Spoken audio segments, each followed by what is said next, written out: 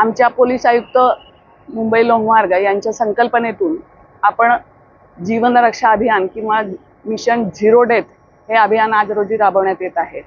मुंबईमध्ये जवळजवळ 75 ते 80 लाख लोक रोज मुंबईच्या लोकल ट्रेनने प्रवास करतात आणि त्या प्रवासादरम्यान बरेचसे अपघात होतात। त्या अपघातामध्ये रेल्वे रूळ क्रॉस करताना बऱ्याचशा व्यक्तींचा मृत्यू ओढावलेला आहे।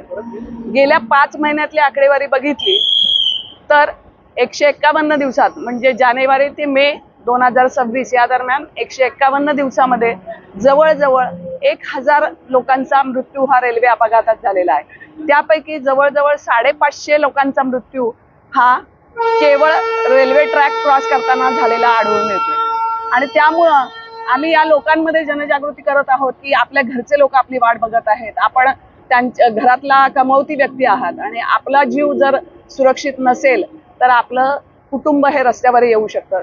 यासाठी आम्ही आज हा जनजागृतीचा कार्यक्रम आयोजित केलेला आहे आणि हा कार्यक्रम आम्ही वर्षभर चालू ठेवणार आहोत।